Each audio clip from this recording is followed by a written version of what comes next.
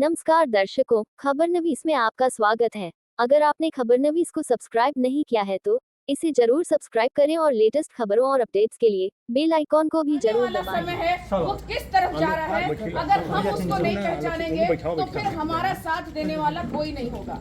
और अब मैं पश्चिम की तरफ से सभी जिलों से लगभग होते हुए आई हूँ।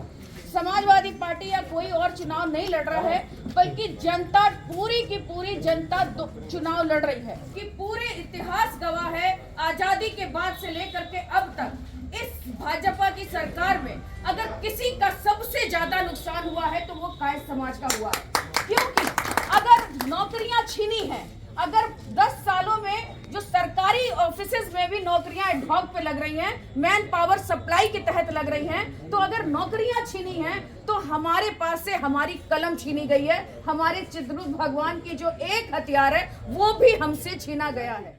जी सुना आपने, ये है समाजवादी पार्टी की पूर्व मंत्री और इंडिया ब्लॉक के समर्थन में लोकसभा चुनावों में कायस्थ समाज के लोगों को जागरूक करती रीबू श्रीवास्तव। गाजीपुर में 1 जून को मतदान होना है, ऐसे में वाराणसी से चलकर गाजीपुर पहुंची पूर्व मंत्री ने शहर के एक मोहल्ले में कांग्रेस पार्टी के प्रवक्ता और अधिवक्ता अजय श्रीवास्तव के घर कायस्थ समाज के लोगों के बीच अपना उद्बोधन दिया और लोगों को जागरूक किया। इस बीच उन्होंने सपा प्रत्याशी अफजाल अंसारी को भी वीडियो कॉल के जरिए थोड़ी देर के लिए जोड़ा। आइए सुनते हैं उद्बोधन के बाद रीबू श्रीवास्तव ने प्रेस से क्या कहा।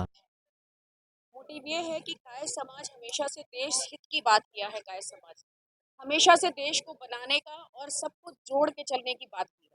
चाहे वो स्वामी विवेकानंद रहे हों, चाहे सुभाष चंद्र बोस रहे हों, लाल बहादुर शास्त्री जी रहे हों, डॉक्टर राजेंद्र प्रसाद जी रहे हों, चाहे जयप्रकाश नारायण जी रहे हों, सभी ने एक देश को जोड़ने की बात की है, देश को आगे ले जाने की बात की है, सभी जाति धर्म से ऊपर उठ करके।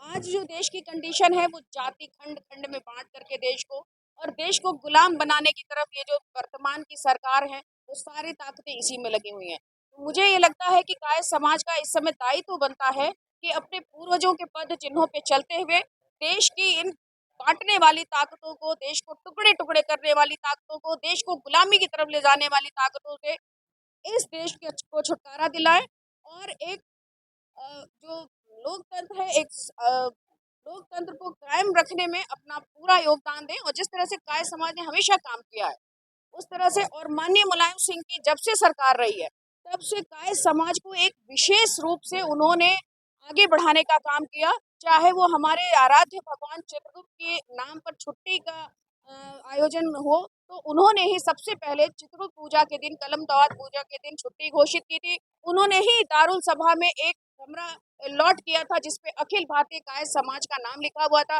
उन्होंने ही अपने ही कार्यकाल में बाबतपुर एयरपोर्ट का नाम लाल बहादुर शास्त्री के नाम से रखा था। अपने ही समय में बनारस के वर्णापुल घाट का नाम लाल बहादुर शास्त्री के घाट पर रखा था। और मुंशी प्रेमचंद जी जो बिल्कुल दबे कुचलों की बात करते हैं, हमारे कायस्थ समाज से आते हैं, उन्होंने उनकी कहानियों में कितनी सभी वर्गों की समानता को लेकर जिन्होंने कितनी कहानियां लिखी हैं, उनका जो लम्ही आवाज है उसके जीर्णोद्धार के लिए, उनका म्यूजियम बनाने के लिए, पुस्तकालय बनाने के लिए सारे उन्होंने फंड अलॉट किए और काम कराया। लाल बहादुर शास्त्री पूर्व प्रधानमंत्री, उनका जो आवास है रामनगर में, वो भी बनारस में, उसके भी जीर्णोद्धार के लिए उन्होंने ही पहले शुरुआत की और उसको पूरा कराया। आज भाजपा की सरकार में जहां लोग ये मानते हैं कि कायस्थ समाज के ज्यादा लोग भाजपा को सपोर्ट करते हैं, वही मुगल सराय का जब नाम चेंज हुआ, लाल बहादुर शास्त्री वहीं के रहने वाले थे। पूरे कायस्थ समाज ने 10 दिन आंदोलन किया और मांग की कि इस अगर मुगल सराय का नाम चेंज हो रहा है तो लाल बहादुर शास्त्री रखा जाए, लेकिन भाजपा वालों ने नहीं सुनी। तो आज पूरा का पूरा समाज इस बात को समझ रहा है कि उसका हित कहाँ है। आज जब एक एमएलसी माननीय प्रधानमंत्री की कॉन्स्टिट्यूएंसी से एमएलसी लड़ाना हुआ तो माननीय अखिलेश यादव जी ने सुतोष सिन्हा जी को टिकट देकर के एमएलसी बनाया। और राज्यसभा के जब नॉमिनेशन हो रहे थे तो 3 हमारे पास सीटें थी समाजवादी पार्टी के पास, उसमें से 2 कायस्थ समाज के लोगों के लिए उन्होंने अलॉट किया। और जहां जब हमारे 6 विधायकों को भाजपा वालों ने तोड़ लिया, इस कारण आलोक रंजन जी नहीं बन सके, वरना जया बच्चन जी बनी। तो किसी भी क्षेत्र में आप देखिए, उन्होंने जो भी कायस्थ समाज के लोग हैं, समाजवादी पार्टी इस बात को मानती है कि ये लोग निष्ठा से, कर्मठता से इनकी जो काम करते हैं और इनकी जो पूंजी है वो ईमानदारी है, इसलिए वो इस समाज को हमेशा साथ लेके चलते हैं। सारी गारंटी कैसे कैसे जुमले में बदल गई और शुरू से उनका वो जुमला रहा, 2 करोड़ नौकरी हो, 15 लाख खाते में आना हो, महिला वंदन अभिनंदन, तमाम महिला सुरक्षा के वादे, सब कैसे जुमलों में बदल गए ये आप सब जानते हैं। और सब अब तो सब जानने लगे हैं, जनता जान रही है। मैं पश्चिम से लेके इधर तक आ रही हूँ, बीइंग अ प्रदेश अध्यक्ष मैं और जिलों में भी गई थी। मैंने देखा समाजवादी पार्टी और कांग्रेस ही नहीं, गठबंधन ही नहीं, आम जनता निकल करके कैसे चुनाव लड़ रही है और कैसे जैसे मोह भंग होता है। एकदम से उनके समझ में आने लगा है कि ये तो हिंदू मुस्लिम मंदिर मस्जिद की बातें करते करते सारी नौकरियां खत्म कर दिए। सरकारी नौकरियों में भी प्लेसमेंट हो रहे हैं, मैन पावर सप्लाई के तहत एडहॉक पे नौकरियां दे रहे हैं। सब कुछ देश बिकता चला जा रहा है।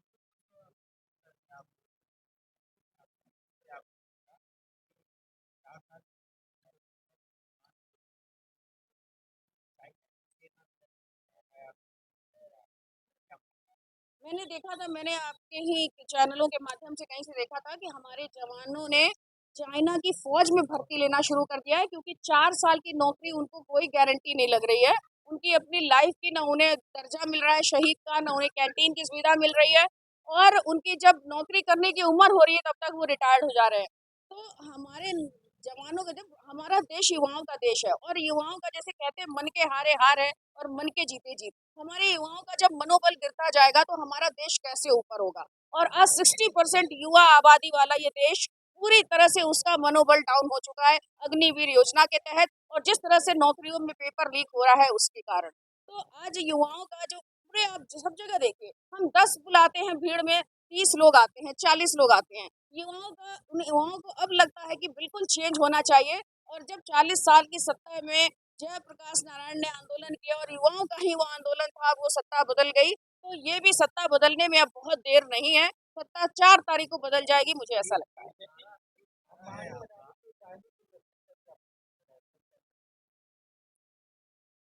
मैंने आप लोगों के ही चैनल के माध्यम से पढ़ा है, देखा है कि उनके कई ऐसे, उनके पैसे जो हैं ये उन लोगों के बिजनेस में शेयर उनका लगा हुआ है, उनके पैसों का। हमारे देश का पैसा विदेशों में जा रहा है, और कितना पैसा, 16 लाख करोड़ रुपया जो ये लोग बाहर चला गया, वो हमारे देश में आएगा तो बहुत सारे लोगों को बहुत कुछ मिलेगा। ये बाहर से काला धन ला करके हमारे लोगों को 15-15 लाख देने की बात कर रहे थे, और हुआ क्या? तो सब कुछ तहस नहस हो रहा है। ये आखिरी समय है लोकतंत्र बचाने का। और मुझे लगता है कि जिस समय से चुनाव का पहला चरण शुरू हुआ, जनता ये समझ रही है और जनता वोट दे रही है। और जिस तरह से आप वर्तमान में जो सरकार है उसकी भाषा सुन रहे होंगे तो आपको लग रहा होगा कि एकदम झुंझलाहट उनकी बता रही है कि अब सरकार जा रही है।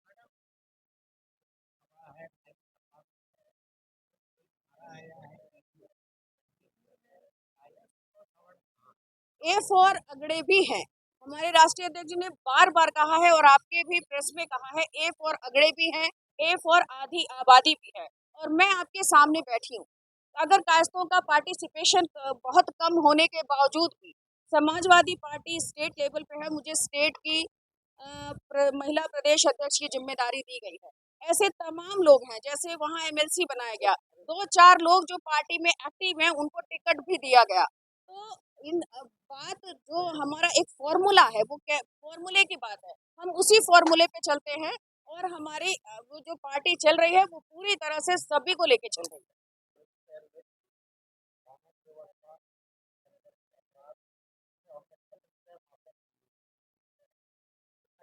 आप पूरब सोनभद्र से लेकर के बनारस और गाजीपुर और जौनपुर होते हुए आप देख लीजिए कितना उन्होंने खत्म किया है। मैं नाम इस समय नहीं लूंगी, मैं उस जगह से आती हूँ। और सोनभद्र आगे जाइए तो किस तरह से चल रहा है इनका काम धाम, किस तरह से खुलेआम अपराधियों को किस तरह से संरक्षण दिया जा रहा है, और किस तरह से उनकी लाइफ स्टाइल चल रही है, जैसे लगता है कि पूरे भगवान ही उठ करके चले आए हो। तो ये कहने वाली बातें, इनकी हर बात जुमलेबाजी है।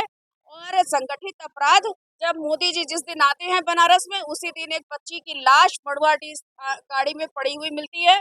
जिस दिन मोदी जी आते हैं उसी समय बीएचयू के बच्चे धरना इस बात पे देते हैं कि आईटी की छात्रा के साथ रेप हुआ, और वहाँ के जो रेपिस्ट थे वो भाजपा के पदाधिकारी थे। मोदी जी के साथ, स्मृति ईरानी जी के साथ और तमाम लोगों के साथ उनकी फोटो थी। ऐसे जितने भी अपराध महिलाओं के प्रति हो रहे हैं, 90% के साथ भाजपा के लोग इन्वॉल्व दिखाई देते हैं।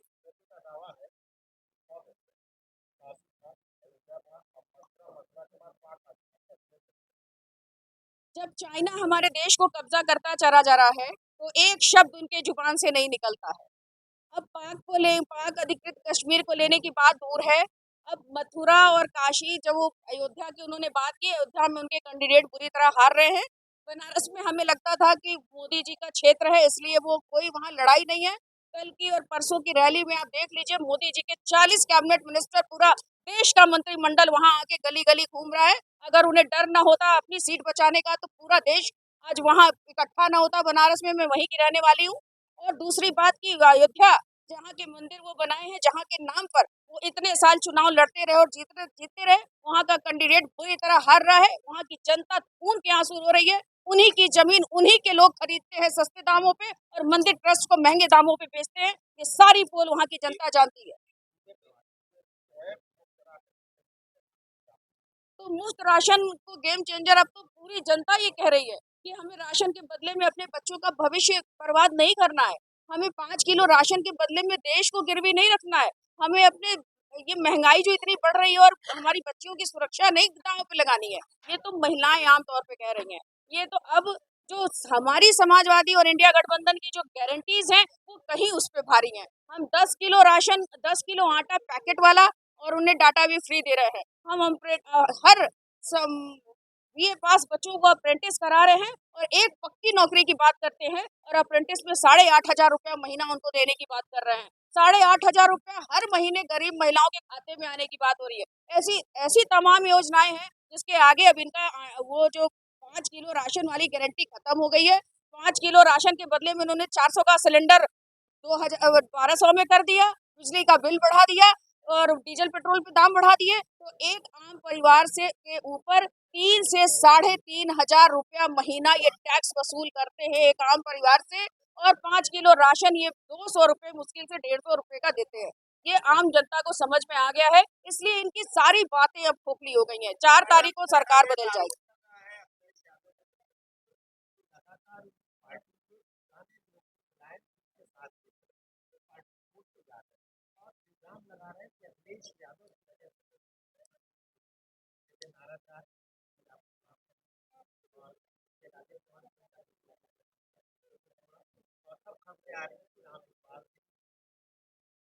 आप पुराने लोगों की बात करिए तो पश्चिम से लेके मैं यहाँ तक गिनाऊं, बलराम यादव जी हैं, अंबिका चौधरी जी हैं, अब वहाँ उधर तमाम उधर जो मुजफ्फरनगर, शामली, हरेंद्र मलिक जी हैं। ये इतने पुराने पुराने नेता हैं जो सभी अभी पार्टी में हैं। ये भाजपा की साजिश है, कुछ लोगों को चंद प्रलोभन दिला करके और जो निहित स्वार्थ में कुछ कर रहे हो। वरना अखिलेश यादव जी ने सभी को समेट के रखा है और सभी पार्टी के साथ पूरे दल बल के साथ काम कर रहे हैं। उनकी दुआएं और कहते हैं कि उनका युवाओं का जोश और उनका होश आज पार्टी के साथ पूरी बराबरी से काम कर रहा है।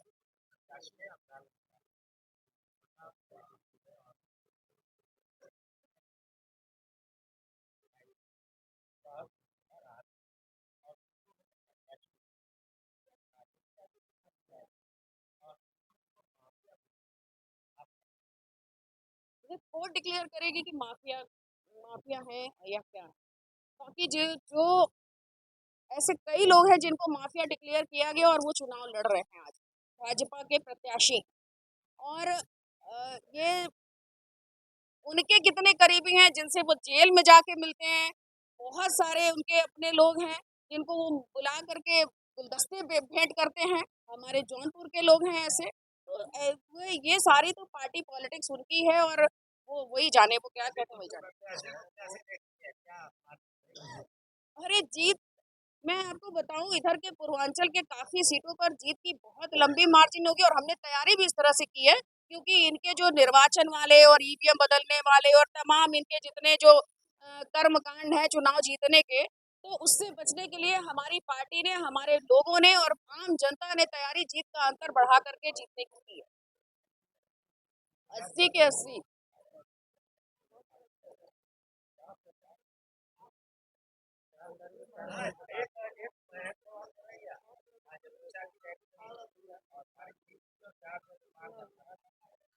तो हमारे नेता ने बताया है कि 400 पार मतलब 400 हार, और दूसरी बात कि 400 पार मतलब 543 में से 400 हटा दीजिए तो 400 पार वही बचता है 143। तो आज 140 करोड़ की आबादी उनको 140 सीट भी नहीं दे रही है। आने वाले समय में आप देखेंगे हर स्टेट को उठा लीजिए, साउथ से लेकर नॉर्थ तक, सब जगह उनकी सीटें बहुत कम हो रही हैं। बहुत कम भीड़ थी। एकदम मैं अभी उधर ही से आई हूँ। उनकी रैली जब खत्म हुई है मेरी गाड़ी आसानी से चली आई। आप अखिलेश यादव की रैली में चले जाइए, घंटों आप निकल नहीं पाएंगे। मेरी गाड़ी आसानी से चली आई, मैं उसी समय निकल रही थी जब उनकी रैली खत्म हुई थी। तो बिल्कुल एकदम से कोई रैली में भीड़ नहीं है, ज्यादा भाड़े की बुलाई हुई भीड़ है। मैं देखती हूँ बैंक सखियों को, आंगनबाड़ियों को, आशा बहुओं को पैसे दे दे के लाते हैं। मेरी एक अभी मैं बनारस में गई थी, मैं तो मेरी एक कार्यकर्ता कह रही थी कि अरे उनके तो 500 मिलता है, हमारे हम तो ले गए लोगों को, हमारे लोगों को कुछ नहीं मिला। मैंने कहा तुम्हारे लोगों ने मांगा? मैं नहीं मांगा। तो उनके 500 आज महंगाई इतनी बढ़ा दी है। देखिए महंगाई बढ़ा दो, समस्या इतनी पैदा कर दो कि लोग राम राम जपने लगे, तो ये उनका फंडा है। 500 रुपए मिलने लगे हैं, बस वो चले जा रहे हैं।